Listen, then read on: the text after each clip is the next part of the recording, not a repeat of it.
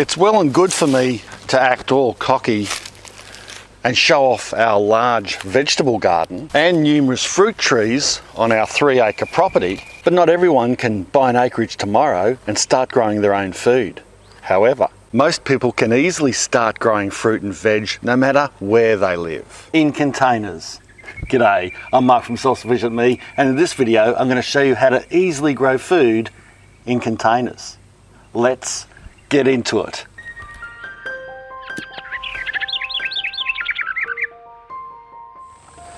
I should clarify that just because we have a few acres and a bunch of raised garden beds, it doesn't mean that container growing is not necessary. Actually, these raised beds are just big containers and can be practically scaled down to the size of a pot in many cases. But essentially, I still grow in pots and containers because it's convenient, it's a good way to start plants off or experiment or just keep until I find a spot for them in the garden. These tomato seedlings are looking a little bit leggy, but don't worry about that.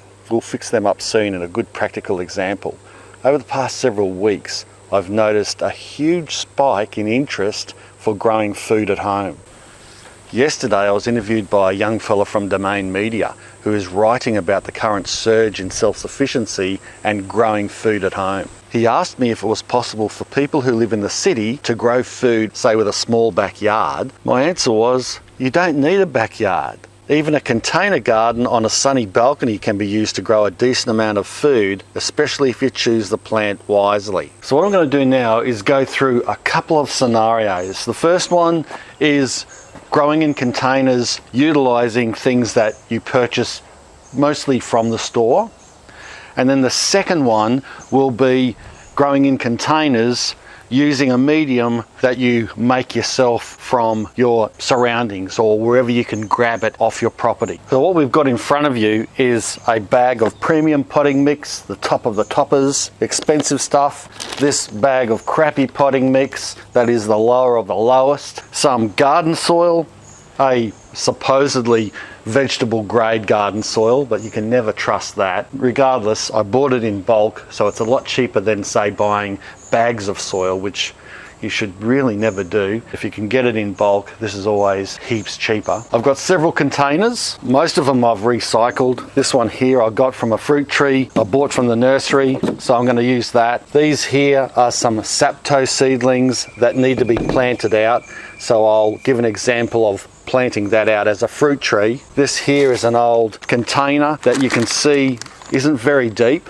maybe 25 centimeters max. We're going to plant some coriander in here. I'm not sure if I've got enough seeds. For some vegetables like tomatoes, which we'll get onto in a minute, you might need a bigger container, true. But for most like salad crops or herbs, you can get by with just a small and save space by using a long container. This here is not really a pot, it wasn't designed for that. It was a carrying container, but I've turned it into a pot by just drilling a few holes in it. And what I wanted to do by showing you this was just to let you know that you can repurpose just about anything. I've used plenty of repurposed containers for growing fruit and vegetables in, such as old tins and everything. And with this, we'll plant these tomatoes in, and we'll be using what I can salvage from around the property here as the medium to plant it inside of. The first and easiest example is to plant seeds or seedlings that you have, if you're lucky enough to get any seedlings, that is, because everywhere around here all the vegetable seedlings have been raided. So if you are lucky enough to get seedlings or want to plant seeds, you have a premium potting mix. It has everything it needs. It's free draining, which is terribly important. It's got a good consistency, it's got a good mixture of composted materials, and it has fertilizer that's mixed in to sustain those plants and give them feed while they're growing. So all that simply needs to be done is fill it with this medium here. I have to admit that it's a pretty good mix. The only thing I will say is I got my doubts about the 12 months feeding. I think that's a bit exaggerated. So I'll usually fill up to the top and then just press it down. you want to have a bit of a lip so that that water can sit in there and then sink through. If you had seedlings, you just make a little hole, plant your seedlings into that. Anyway, in this case, we've got coriander seed. So I'm going to liberally sow this coriander seed all over the pot. And then as this seed germinates and grows, I'll either pull the plants up to thin them out and then we'll eat them, because you can eat coriander root and all. Or if not a lot come up, well, at least I'm growing my odds by sprinkling a little bit more than usual. Okay, that's enough of that. Now I'll just sprinkle a little bit more on top. This is a nice fine potting mix, so I don't even need a seed raising mix in this. The next example I want to show you is just potting up a standard fruit tree that we've grown from seed here into a pot that we can grow it on and get it larger before we plant it out into the orchard. And this can be done with tomato plants and all sorts of vegetables and other things as well. But this is just an example of using now one of the poorer potting mixes, $2 to $3 bag stuff. If you have a look at the difference, it's darker, it's got better compost through it, it's finer, and this has got large chunks of bark and pine through it. But it's still free draining, so it's still got a good consistency in a way, but it's just not optimal, and of course it's got no fertilizer in it. So the way I'm going to fix that is you get a bag of it, about a handful and a half of blood and bone mix, or animal meal they call it. Pour that in there and then just mix it through.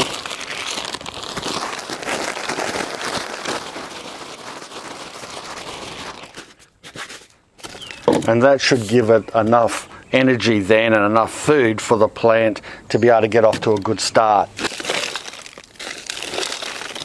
Fill it up about half or 3/4 and then get your seedling out. Essentially you get most of the root ball and the soil around it with it. And you want to plant it in there the same height as what it was and then backfill in. And that's pretty much all there is to potting up a seedling, whether it be a fruit tree or a vegetable, into a pretty standard potting mix. But what if you can't get your hands on potting mix, either the good or the crap stuff? Well, you can make your own. Forgot my shovel.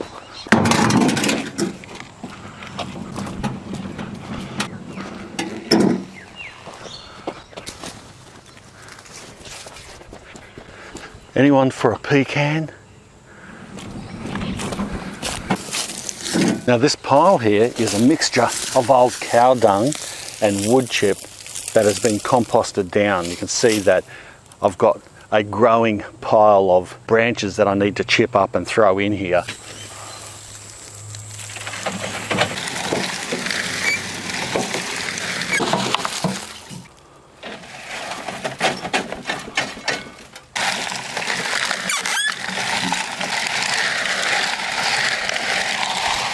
I don't want him chewing on the plant roots or the seedling roots, so that grub is going to go.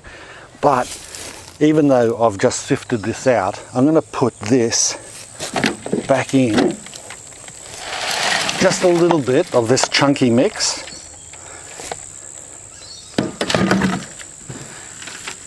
Maybe get rid of the big sticks. But I'll even leave some of this root matter in here. And that'll just give it a little bit of chunk and free draining, a bit of extra free draining. This is still largely bits of small composted down wood chip and bark.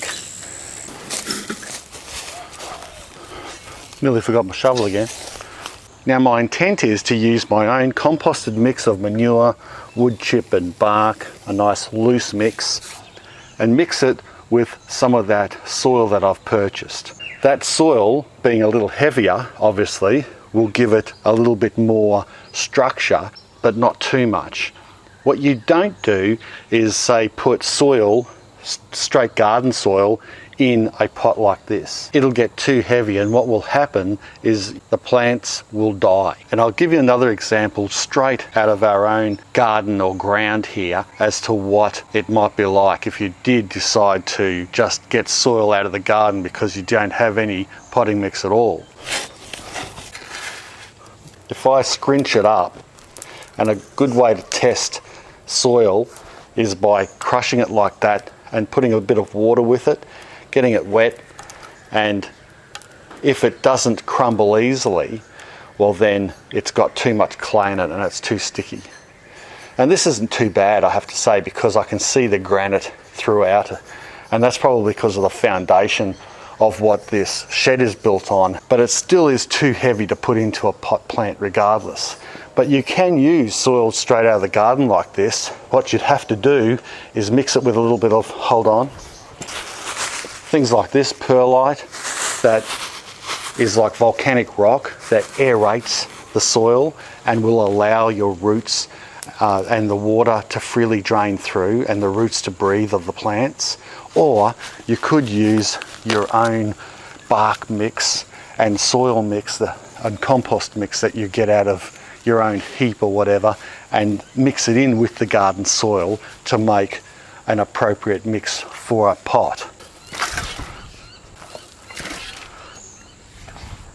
I'd probably go 1/3 of straight garden soil with 2/3 of this. Yeah, I think that'll be right.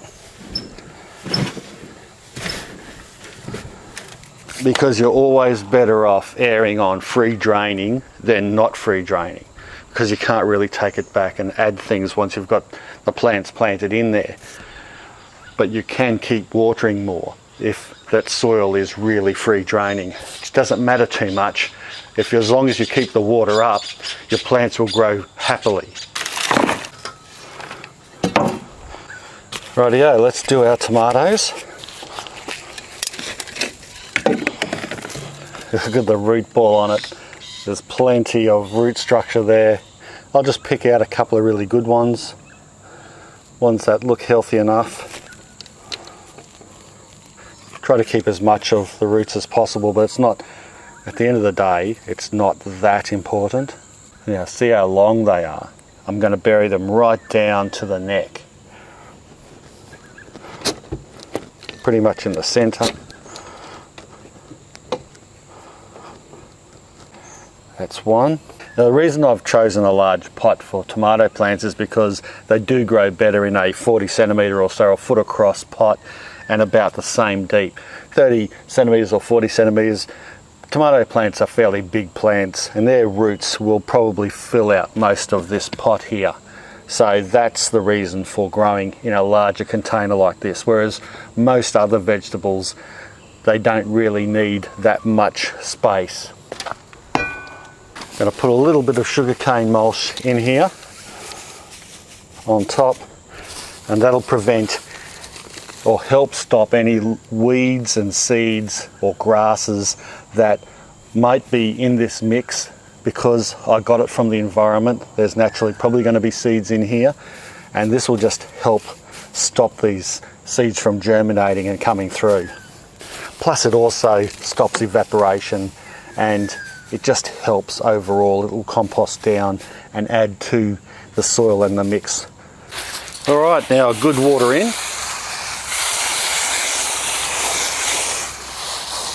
You usually water pots more often than standard in-ground beds, because especially in hot weather, pots dry out much faster due to the mix that's in them. The free draining mix, it's lighter, water runs through. And speaking of water running through, you need to keep the fertilizer up. I would be fertilizing these plants at least every 3 weeks. Some people say every 2 weeks, give them some fertilizer, whether it be a liquid fertilizer or some blood and bone sprinkled around, or a tiny bit of chicken manure from your own stock, or horse manure or cow manure. Cow manure is a little bit easier on plants. It's making sure that whatever manure you use isn't fresh. It's got to be composted down for a couple of months at least. What happens with pots, when you water them fairly often, that fertilizer and nutrients gets washed through, and that's why, apart from the plants using it, you also wash through that nutrient, and that's why you need to use a little bit more fertilizer than usual. Not at once, mind you. I'm not saying that. just a little bit, actually less than usual, because you don't want to overpower your plants in these small containers. But you just need to feed a little. And if you're using a commercial mix, go by the recommendations on the packet. And those were several practical examples of growing fruit, veg and herbs in containers. If you enjoyed this video, make sure you give it a big panic buy thumbs up. Just get out there, panic buy up some of those mediums. If you can't panic buy them up, make sure that you get into the garden, grab some soil, make your own mixes and just get stuck into it. It's better to start and fail than not start at all. That's my opinion in self-sufficiency. Thanks a lot for watching. Bye for now.